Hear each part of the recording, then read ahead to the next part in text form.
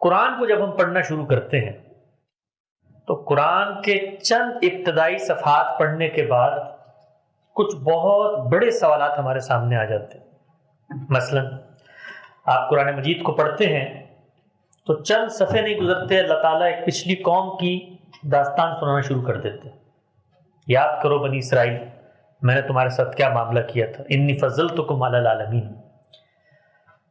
تو ایک عام مسلمان جو اس عہد کے اندر کھڑا ہوا ہے، اس عہد کے اندر مذہب سے اپنی ریلیونس اور خدا سے اپنے تعلق کا اظہار کرنا چاہتا ہے، اس کے سامنے سب سے بڑا سوال یہ آتا ہے کہ بھائی میں ایک معاشرے میں پیدا ہوا، میرا ایک زمانہ ہے، یہ کیا وجہ ہے کہ مجھ سے خدا کی ہدایت جب گفتگو کرتی ہے تو وہ مجھے ماضی کے قصوں اور کہانیوں اور داستانوں کی پوری کی پوری روایتیں اس میں لے جاتی ہے۔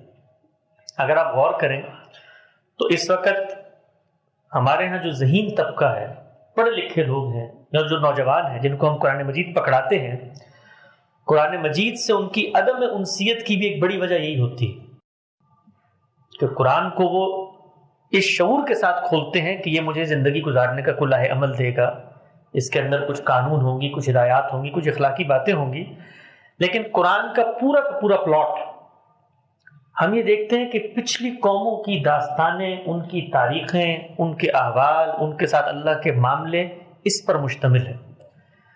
تو یہ سوال میرے سامنے کچھ اضطرابات پیدا کرتا ہے کہ یہ معاملہ اللہ کی کتاب میں کیوں ہو رہا ہے، کیوں یہ سارا کا سارا داستان اور کہانیاں سنائی جا رہی ہیں۔ بلکہ آپ آگے بڑھ کے یہ دیکھیں تو بہت سارے لوگوں کی قرآن سے دوری کی یہ وجہ بن جاتی ہے۔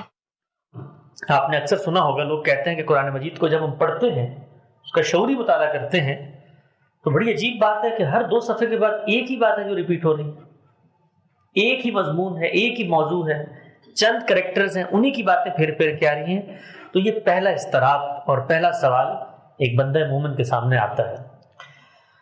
دوسری چیز یہ ہے کہ جس پیغمبر کو میں مانتا ہوں، وہ پیغمبر جب مجھ سے یہ مطالبہ کرتے ہیں کہ تم ایمان لاؤ اور تم اللہ سے جڑو، اور اگر تم مجھ پر ایمان لاؤ گے، اللہ سے جڑو گے، تو پھر آخرت میں تمہاری نجات اور کامیابی ہوگی، تو ان کا مطالبہ صرف ان کی ذات کی حد تک نہیں ہوتا، وہ ہمیشہ اس مطالبے کو انبیاء کی اس پوری روایت تک بڑھا دیتے ہیں۔ اس لیے آپ دیکھیے ہمارے مسلمان ہونے کی جو شرط ہے، اس میں صرف رسول اللہ صلی اللہ علیہ وسلم پر ایمان لانا نہیں ہے، بلکہ ہم یہ کہتے ہیں کہ ہم مسلمان اس وقت ہوں گے کہ جس وقت ہم تمام انبیاء کو مانیں گے۔ تو یہ جو مجھ سے مطالبہ کیا جاتا ہے، یہ مطالبہ میرے ذہن میں دوسرا سوال کھڑا کرتا ہے۔ وہ سوال یہ ہوتا ہے کہ پیغمبر صلی اللہ علیہ وسلم تو معلوم تاریخ کی ایک شخصیت ہیں، انہوں نے قرآن مجید ہم تک پہنچا دیا، سنت ہم تک پہنچ گئی، ختم نبوت ہو گیا، دین کا قطعی اور حتمی ماخذ اور حجت ہیں، تو یہ مطالبہ کیوں کیا جا رہا ہے ہم سے کہ ہم پوری کی پوری روایت کے ساتھ جڑیں اور اس پوری کی پوری روایت پر ایمان لائیں؟ اور اس مطالبے میں خود رسول اللہ صلی اللہ علیہ وسلم کہاں کھڑے ہوئے؟ یعنی جس وقت وہ ہم سے یہ مطالبہ کرتے ہیں کہ آپ مجھے بھی مانو اور پچھلے پیغمبروں کو بھی مانو، تو خود رسول اللہ صلی اللہ علیہ وسلم کا پچھلے پیغمبروں کے بارے میں، پچھلی ہدایت کے بارے میں، یا جو کچھ ان تک ہدایت پہنچ چکی ہے، کیا معاملہ ہے؟ تو یہ دوسرا سوال ایک بندہ مومن کے ذہن میں اضطراب پیدا کرتا ہے۔ ایک تیسری چیز وہ یہ ہے کہ جو کچھ دین میرے ہاتھ میں اس وقت موجود ہے، جس پر میں عمل درآمد کرتا ہوں، وہ نماز ہو، وہ روزہ ہو، وہ زکوٰۃ ہو، وہ حج ہو، جتنے بھی مراسم عبودیت ہیں، ریچولز ہیں، دین کی عملی روایت ہے، ان ریچولز کی جو حقیقت ہے، ان ریچول کا جو مقصد ہے، وہ کیسے میرے احاطہ علم میں آئے گا؟ اس لیے کہ ہم یہ جانتے ہیں کہ وہ ریچولز اور وہ مراسم رسول اللہ صلی اللہ علیہ وسلم نے شروع نہیں کیے۔ اگر کوئی چیز رسول اللہ نے شروع نہیں کی تو پھر یہ ایک ناگزیر تقاضا ہے ان ریچولز پر عمل درآمد کرنے سے پہلے کہ ہم وہاں پر جا کے دیکھیں کہ جہاں پر وہ شروع ہو رہے ہیں۔ اس لیے کہ جب کوئی چیز انیشیٹ کی جاتی ہے، اس موقع پر اس کی حقیقت بتائی جاتی ہے، اس کے بعد تو وہ ایک روایت بن جاتی ہے، اس کے بعد تو وہ ایک ٹریڈیشن بن جاتا ہے۔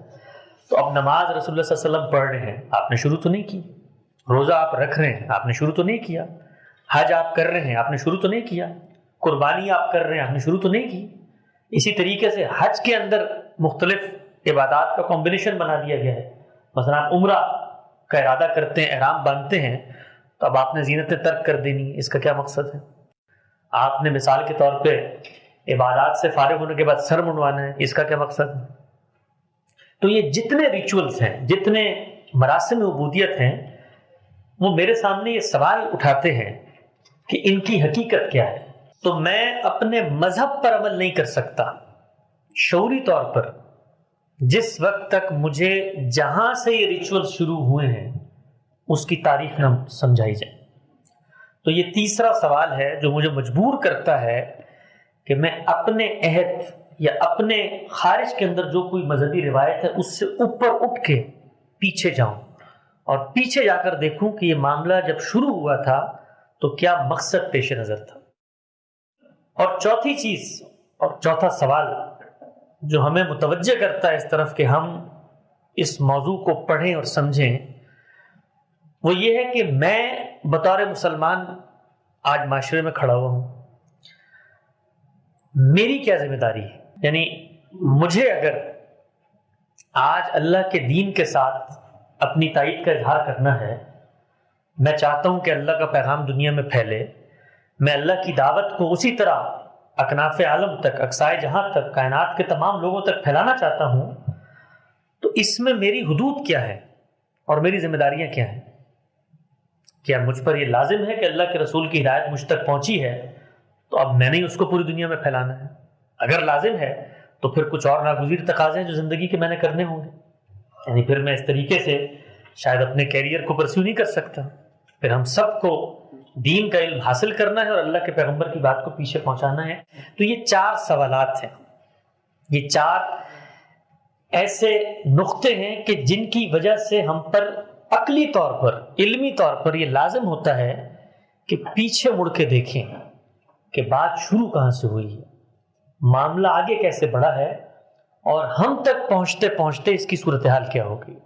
میں پھر ان 4 سوالات کو دہراتا ہوں چونکہ یہ آپ کے سامنے جب تک واضح نہیں ہوں گے اس وقت تک موضوع کی اہمیت کا اندازہ نہیں ہوگا.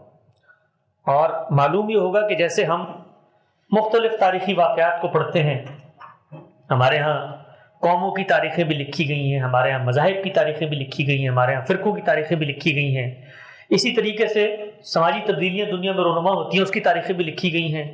تاریخ ہم پڑھتے ہیں، اس میں اختلافات بھی ہوتے ہیں، لوگوں کے نام بھی آتے ہیں، مختلف مقامات بھی ہوتے ہیں، مورخین کے نقطۂ نظر بھی سامنے آتے ہیں. تو ہمارے اس مطالعے کی بنیاد کیا ہے؟ کیا یہ مقصد ہے کہ اس طرح یونان کی لوگ تاریخ پڑھتے ہیں، ہند کی لوگ تاریخ پڑھتے ہیں تو ہم آپ کو پیچھے مڑ کے بتاتے ہیں کہ جی کچھ ہم مسلمان ہیں، ہماری بھی روایت ہے، کچھ اس کی تاریخ کا مطالعہ کر لیتے ہیں؟ ایسا نہیں.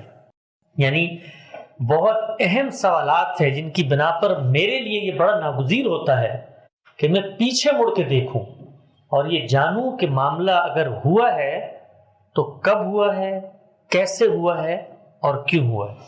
تو ان 4 پہلوؤں کو میں دوبارہ دہراتا ہوں. قرآن مجھے سمجھ میں نہیں آ سکتا اگر میں قرآن کے پس منظر میں جو تاریخ کھڑی ہوئی ہے اس کو نہ سمجھوں. قرآن تو اس تاریخ کو بیان بھی نہیں کرتا، وہ تو اس کو ایک عملی حقیقت مان کے آگے نکل جاتا ہے. دوسری چیز، پیغمبر پر میں ایمان لاتا ہوں تو پیغمبر مجھے سمجھ میں نہیں آ سکتے، اس لیے کہ پیغمبروں پہ ایمان کے لیے پیغمبروں کی روایت کو ماننا پڑتا ہے. اس کو سمجھنے کے لیے مجھے پیچھے مڑ کے دیکھنا ہے کہ معاملہ شروع کہاں سے ہوا. اسی طریقے سے جو کچھ پیغمبر دین مجھے دیتے ہیں اس کی حقیقت مجھ پہ واقف نہیں ہوتی، اس کے لیے بھی مجھے پیچھے جانا ہے اور دیکھنا ہے کہ انیشیٹ کرتے ہوئے کیا مقاصد پیش نظر تھے. اور چوتھی چیز یہ ہے کہ اس سب کو جاننے کے بعد، ماننے کے بعد میں آج کہاں کھڑا ہوں، کیونکہ اگر پیچھے سے کوئی روایت چلی آ رہی ہے تو اس روایت نے میرا رول بھی متعین کرنا ہے. میں آج آگے بڑھ کے خود سے اپنا رول متعین نہیں کر سکتا. تو یہ وہ پس منظر ہے کہ جس کے اندر یہ موضوع ایک بندہ مومن کی زندگی کے لیے بہت اہم موضوع بن جاتا ہے.